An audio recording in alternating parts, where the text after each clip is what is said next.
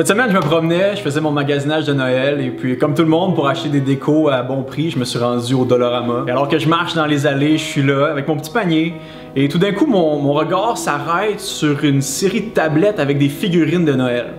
Tout le monde est présent, tout le monde est là. Le Père Noël, Reine au nez rouge, le village de Noël. Il y a même les personnages de la crèche, Marie, Joseph, les bergers, les mages. On a même un âne. Tout le monde est présent, sauf le fêté. Toutes les figures de Noël sont présentes, sauf celle de Jésus. Quelle belle représentation des Noëls modernes.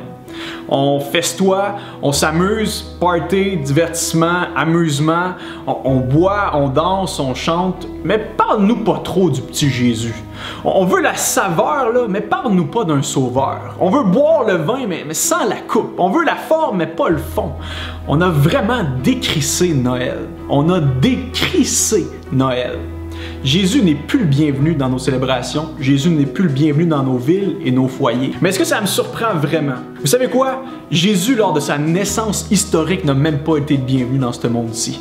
On n'avait aucune place pour l'accueillir. Marie n'a même pas pu accoucher dans un endroit raisonnable et même potable. Elle avait été dans une grange entre un âne et deux bœufs, dans une étable réservée aux animaux de la maison. C'est là que le Fils de Dieu a rempli d'air ses poumons pour la première fois. Et non seulement ça, quelques jours après sa naissance, on a déjà cherché à l'exécuter. Le puissant roi Hérode voulait rien savoir d'un autre roi à Bethléem qui allait naître. Un constat s'impose, Jésus dérange par sa présence. C'est déconcertant de savoir que Jésus est présent, que Jésus est là. Et vous savez pourquoi?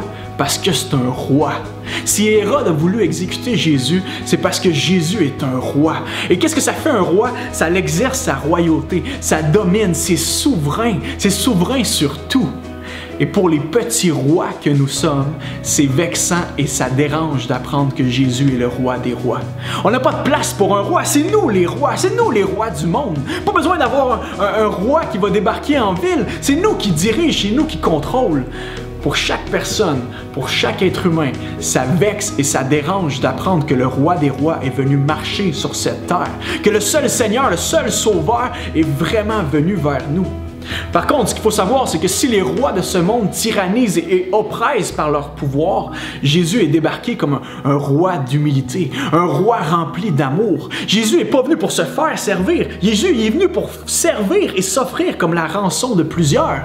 Le seul roi qui a reçu cette terre n'a pas été élevé sur un trône, il a été élevé sur une croix. Ça, c'est le roi des rois. Et c'est le message de Noël. Dieu incarné a marché parmi nous. Le Dieu tout-puissant qui a tout créé est devenu un simple bébé qui a grandi comme un charpentier et qui est devenu un rabbi, un maître. Et ce maître-là annonçait quoi? Le royaume de Dieu, le règne de Dieu s'est approché. Changez radicalement et croyez dans la bonne nouvelle. Croyez que je suis vraiment le roi des rois. On avait raison d'inscrire en haut de la tête de Jésus, celui-ci était Jésus, le roi des Juifs. C'était inscrit sur sa croix lors de sa crucifixion. Jésus était vraiment le roi.